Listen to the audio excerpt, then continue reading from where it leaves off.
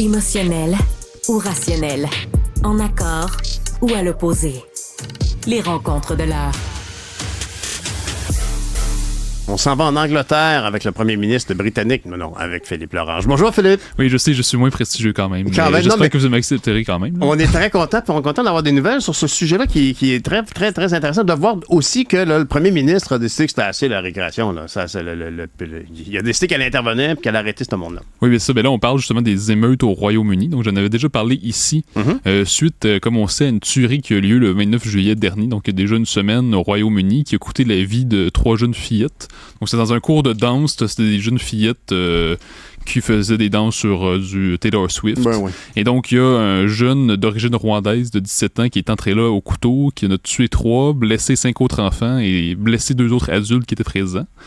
Et donc, suite à cette attaque-là, eh bien, il y a eu des émeutiers qui sont carrément anti-immigration, qui ont donc associé le Rwandais donc à l'immigration et qui disent finalement ces gens-là n'ont plus d'affaires ici, il faut les sacrer dehors, autrement dit. Et là au départ, les premiers émeutes c'était simplement dans une localité, puis là ça s'est embrasé dans le Royaume-Uni au complet. Donc même dans l'Irlande du Nord, c'est rendu là. Donc c'est vraiment rendu un peu partout au Royaume-Uni, puis c'est vraiment des émeutes où on casse des vitres, on met le feu à des chars de police, on a également des confrontations avec la police. Il n'y a plus de revendications, là. Oui, il y a des revendications. C'est vraiment comme... on sait qu'il y aurait peut-être la English Defence League qui serait impliquée, donc qui est un groupe carrément anti-immigration, qui n'est pas un parti politique par ailleurs. Il n'y a aucun parti politique au Royaume-Uni qui soutient ce genre d'émeute, ni le UKIP, là, qui est considéré comme celui qui est plus en faveur d'une baisse de l'immigration substantielle. Donc, il n'y a aucun parti politique qui soutient ce genre de choses, mais il n'en demeure pas moins que là, c'est vraiment un embrasement total. Donc, les villes qui sont concernées, par exemple, c'est Liverpool, Manchester, on parle de Sunderland, Belfast en Irlande du Nord. Donc, c'est un peu partout comme ça. Et d'ailleurs, hier, à Rotherham, il y a un hôtel qui abrite des migrants. Donc, des migrants qui sont donc logés par l'État, qui a été visé par un incendie. Donc, 8 émeutiers qui ont essayé de mettre le feu à l'hôtel. Et donc, il y a 130 migrants qui hébergent là-bas. Donc, on voit c'est vraiment tout un immense embrasement un peu partout au Royaume-Uni. Et comme tu dis, le premier ministre veut mettre fin à la récréation. Pourquoi? Parce que, comme on sait, c'est pas du tout le genre de réaction qu'il faudrait avoir face à ce genre d'attaque. C'est pas du tout... la violence n'est jamais la solution, à mon humble avis. Ah non, mais tu as tout à fait raison. Sauf que il y a un mécontentement qui grondait en dessous, là, de toute évidence, là. Puis que là, ça a pris des proportions folles. Oui, mais d'ailleurs, je pense que c'est une des raisons qui explique notamment le Brexit. C'est parce que l'Union européenne est très pro-immigration, la diversité, c'est notre richesse. Ah, je savais pas ça. Donc, dans les causes du Brexit. Oui, je pense que c'est notamment relié parce que la question migratoire, elle devient de plus en plus centrale en Occident. C'est notamment pourquoi Trump a été élu en 2016. C'était un build a wall, on va reconstruire nos frontières. C'est un peu la même chose avec le Brexit. On disait l'Union européenne veut nous imposer des immigrants, des demandeurs d'asile, tandis que nous les Anglais, on va décider par nous-mêmes. Donc, on va quitter l'Union européenne pour avoir la pleine souveraineté puis décider qui peut entrer ou non. Donc, mais malgré le Brexit, qui s'est concrétisé il y a quelques années, mais le Royaume-Uni continue quand même d'accueillir des migrants en tout genre. Et donc, on se retrouve dans ce genre de situation où il y a une bonne partie de la population qui a l'impression que l'immigration est mal gérée, peut-être considérée comme trop massive, comme on laisse entrer trop de gens qui n'ont pas d'affaires là. Et donc, ça suscite ce genre de mécontentement. En même temps, il faut se rappeler que les émeutiers, c'est pas toute la population anglaise au complet. Là. On parle quand même d'une agitation provoquée notamment par la English Defence League, par des groupes de ce genre-là. Et donc, les émeutiers, c'est pas les Anglais au complet. Mais ce qu'on sait, c'est que depuis une semaine, il y aurait eu plus de 400 personnes arrêtées. Donc, on se retrouve dans ce genre de situation-là. Il y en a qui semblent souhaiter une guerre civile. Moi, j'ai lu ça sur les réseaux sociaux. Là. Il y en a qui disent que la guerre civile est à nos portes, qui veulent quasiment une guerre civile pour... faire valoir leur point de vue. Mais c'est ça, comme s'ils veulent... tu sais, dans le cœur de l'âme humaine, c'est comme s'il y a un désir de crise. Hein. Il y a un désir de vivre une sorte d'apocalypse ou de vivre quelque chose qui ferait un peu... qui sortirait de l'ordinaire. Hein. On le voit notamment aussi quand on est proche d'une grande guerre, par exemple la Première Guerre mondiale. Il y en avait qui voulaient quasiment qu'il y ait une guerre pour sortir du quotidien, du train-train quotidien. Donc, c'est comme si se loge au cœur de l'homme le désir d'un combat final. Et là, c'est comme si, dans ce genre d'affrontement-là, il y a toujours ce désir qui revient de vivre un sorte de combat final avec une guerre civile. En même temps, c'est de la sociologie que tu es en train de faire là. Un petit peu, mais je ne suis pas le premier à le dire. Là. Ouais. Mais aussi, il y a quelque chose qui n'est pas très rapporté, je trouve, par nos grands médias, mais qui est vraiment attesté. On a des images, des vidéos. C'est que non seulement il y a les émeutiers anti-immigration, mais il y a aussi des contre-attaquants qui arrivent dans les rues armés de marteaux, de haches, couteaux, absolument, au cri de Allahu Akbar. Arrête! Oui, absolument. Et d'ailleurs, c'est prouvé. Faites vos recherches par vous-même, là, comme les complotistes. Mais... Faites vos recherches. Absolument. Mais c'est ça. Donc, c'est pas juste les émeutiers. Oui, il y a les émeutiers tout à fait condamnables, mais il y a aussi des contre-attaquants qui arrivent en disant Allahu Akbar avec des haches, marteaux, couteaux. Et donc, c'est pour ça qu'on. Il y en a une guerre civile. C'est ça. C'est pour ça qu'il y en a qui disent on est dans une guerre civile ou un début de guerre civile. C'est parce qu'il y a carrément un affrontement entre, d'un côté, justement, des émeutiers anti-immigration et d'autres qui disent Allahu Akbar. Donc, c'est pour ça qu'il y a vraiment un affrontement très dangereux et je pense que il faut vraiment que ça baisse la tension là. Mais c'est drôle, mais non, ça veut dire rien de drôle, mais c'est étrange parce que c'est le meilleur mot, parce que on dirait qu'il y a un mouvement migratoire vers l'Angleterre qui a toujours été bien particulier, c'est-à-dire que oui, il y a des immigrants irréguliers ou illégaux en France, ailleurs en Europe, mais il y avait une détermination terrible d'aller en Angleterre. Combien de fois on a vu des documentaires sur des migrants qui s'agglutinaient sur les côtes normandes pour, genre, sauter dans des canaux, sauter dans des camions qui allaient prendre les traversiers, le train. Il y a vraiment comme une espèce de... C'est comme s'il y avait une finalité à aller en Angleterre. Je ne sais pas pourquoi, mais ce qui est certain, c'est qu'il y a aussi en Angleterre une espèce de Macédoine, de gens de toute origine. Puis je pense que jusqu'ici, ça s'est quand même assez bien déroulé. Il y a des gens qui sont mécontents, puis ça grogne de plus en plus, peut-être. Mais la couronne britannique facilitait le référent commun de tout le monde. C'est comme, la reine, la queen. Tu sais, comme oui, je comprends absolument. Je pense qu'il y a quelque chose, au lieu d'avoir que ce soit une république qui doit s'ajuster pour faire une place, c'est comme, si la reine a dit oui, la reine a dit oui. Je sais que la reine ou le roi Charles avec ses oreilles, ils ne sont pas si déterminants. Mais il y a un état d'esprit en Britannique. Oui, je comprends, mais c'est très intéressant ce que tu dis parce que justement, les pays anglo-saxons ont une tendance plus propre au multiculturalisme. Oui. Le Canada, c'est le cas le plus caricatural. Actuellement, ça n'a aucun sens. C'est fou, mais c'est ça, la Grande-Bretagne, le Royaume-Uni était un peu dans cette logique-là pendant plusieurs années. Il y a quand même tout un mouvement comme le UKIP qui dit non, l'Angleterre, c'est aux Anglais, puis merci, bonsoir. Tandis que l'approche française, c'est vraiment, comme tu dis, la République. Donc, tout le monde est un dans la République, un peuple. Et donc, il faut s'assimiler, puis c'est comme ça que ça marche.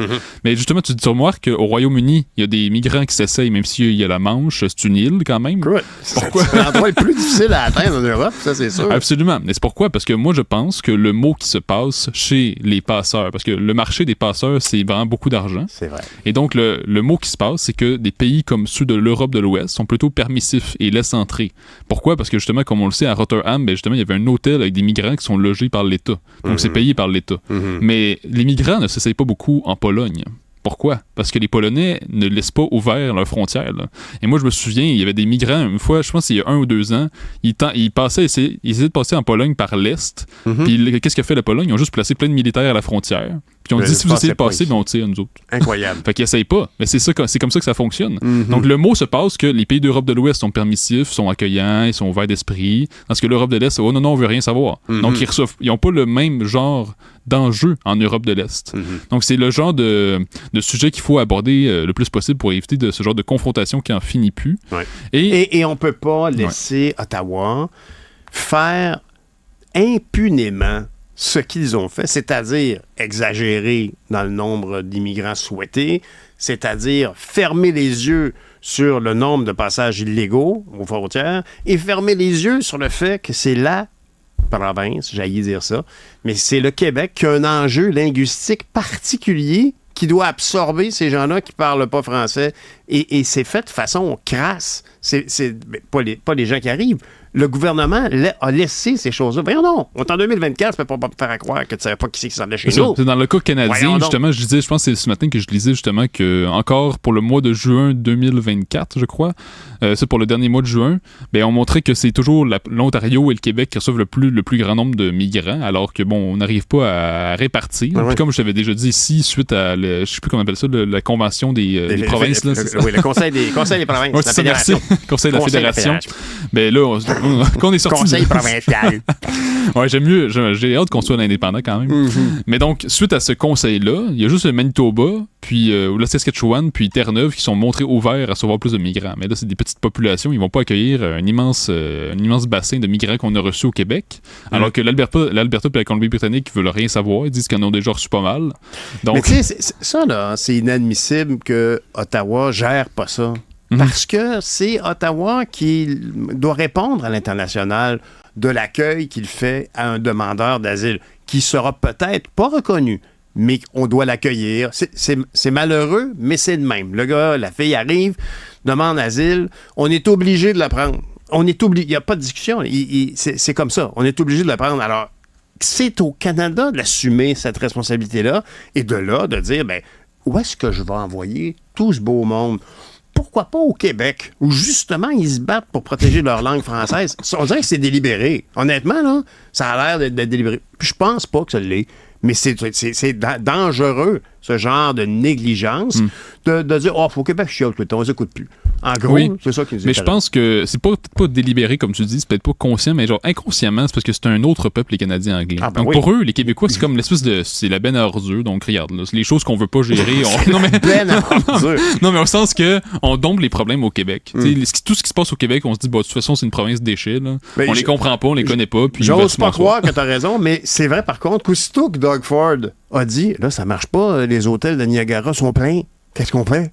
Là, oups, on a décidé d'aller voir. C'est ça ben oui, c'est là que M. Trudeau est allé voir Joe Biden, puis il a dit, là, il faudra faire un deal. Puis finalement, ben, ça arrive en avion. Au moins, les aéroports sont tous égaux. J'imagine, mais il y en a quand même beaucoup qui choisissent le Québec pour chaque fois que le problème québécois finit par déborder en Ontario, là, oups, le problème se résout. Ou du moins, on commence à comprendre qu'il y a un problème. Puis d'ailleurs, je remarquerai que ça fait des années qu'on dit qu'il y a un lien entre problème de logement puis l'immigration qu'on reçoit. Donc, on sait que c'est un facteur aggravant. Donc, depuis que le Québec le disait, on disait non, c'est n'importe quoi. Puis, ils sont chauvins. C'est ça. Puis là, au moment où les grandes banques ontariennes ont fait des rapports pour dire il y a un lien entre immigration et crise du logement, ah là, oups, tout à coup, oui, il y a une crise du logement, on en a peut-être reçu trop. Mais c'est pas d'hier que des enjeux, tu parlais de la différence entre une république. Je pense que le Québec se veut une république, en tout cas comme en France, puis le reste des autres provinces canadiennes qui sont vraiment plus dans un ordre monarchique. Mais c'est des différences qu'on constate un peu partout. Puis tu voulais me parler de la culture, tu voulais me parler du fait qu'au niveau de la télévision, ça fait longtemps que le Québec va à Ottawa pour sensibiliser les gouvernants pour dire, là, faut faire des modifications au système parce qu'on perd notre histoire, on perd nos valeurs publicitaires. Tu as remarqué, d'ailleurs, la baisse de revenus puis du nombre d'abonnés des chaînes spécialisées. Oui, mais on en a déjà parlé ici il y a quelques jours. Justement, on parlait de RDI, LCN. Et là, maintenant, ce qu'on lit, c'est un article du Journal de Montréal aujourd'hui qui montre que ça concerne à peu près toutes les chaînes, que ce soit en termes de baisse de revenus publicitaires ou une baisse de nombre d'abonnés. Donc, ça concerne à peu près toutes les chaînes au Québec, de n'importe quoi. Là. Donc, on parle à la fois l'information, mais aussi art de vivre, documentaire, à peu près n'importe quoi. Donc, par exemple, les baisses substantielles de revenus. Donc, on parle juste de 2022 à 2023. Simplement, en un an, on parle de baisse de 15, 17, 24 % dépendamment des chaînes. Donc, en seulement un an, en termes de revenus publicitaires. Donc, je pense qu'on est en train de vivre un grand tournant dans l'ère des médias. Et d'ailleurs, il y avait un spécialiste dans l'article qui disait que les Québécois sont un peu plus lents au changement. Mais une fois qu'ils ont fait un mouvement, ben là, c'est inarrêtable. Donc, c'est comme si on est comme... comme aux élections. C'est ça, fait comme on est patient, on tolère. Finalement, oups, on change de bord tout d'un coup. Ça, on aime les grandes vagues, mais... Oui, mais non, mais honnêtement, moi, je peux te dire que moi, c'est un sujet qui m'irrite profondément. Comme le climat, vraiment, j'ai le sentiment d'avoir été sensibilisé à ça en amont. À l'époque, avant de commencer en politique, le climat me préoccupait beaucoup. Mais la question de la culture, ben moi, je travaillais dans des studios de télévision, puis je voyais bien les revenus publicitaires qui descendaient, les salaires qui ne montaient pas. Peut-être pas qui descendaient, mais qui ne montaient pas. Fait que moi, je trouve ça pathétique de voir qu'on n'a toujours pas intervenu. Tu sais, un jeune comme toi, s'il n'y avait pas eu VRAC TV, puis le Canal Famille en amont, là, est-ce que pour toi, Claude Legault serait important dans le bye-bye? Peut-être pas autant, parce qu'il y a eu des ancrages qui se sont faits. Absolument. Alors qu'aujourd'hui, on parle de la culture, puis on a des enjeux de louisianisation au niveau de la langue, puis on aimerait ça créer des ponts envers les nouveaux arrivants qui arrivent. Mais la télévision, c'était parfait pour ça. Mais non, ils écoutent tout Friends en reprise d'il y a 30 ans sur Netflix. Mais il y en a qui pourraient nous répondre que la culture québécoise a toujours existé avant la télévision, ce qui est vrai. Mais avant, on était des communautés beaucoup plus tissées serrées. Il y avait l'église, les gens passaient toute leur vie, toute la journée, c'était consacré à travailler, que ce soit dans les champs, que ce soit à l'usine. Donc, on était toujours en communauté très tissée serrée. Oui. On avait des grosses familles. Donc, évidemment que la culture québécoise se perpétuait dans ce genre de contexte-là, de grandes familles, de communautés tissées serrées, de villages, de Et l'église. On a vécu une révolution beaucoup via la télévision. Je pense que la télévision joue un grand rôle dans la révolution. Mais c'est comme si ça a un peu remplacé nos grandes traditions de réunion. Donc la télévision permet, même si tout le monde était un peu tout seul chez soi, il y avait quand même une réunion un peu... Écoute, t'arrives à la machine à café à job le lendemain, hey, as-tu vu le but de Pete Maravlich? Puis après, il y a 10 ans, on disait, hey, as-tu vu à Star Academy telle performance? Aujourd'hui, on a peur de révéler un punch de jouer au divulgateur. C'est ça, d'une série américaine. Anyway.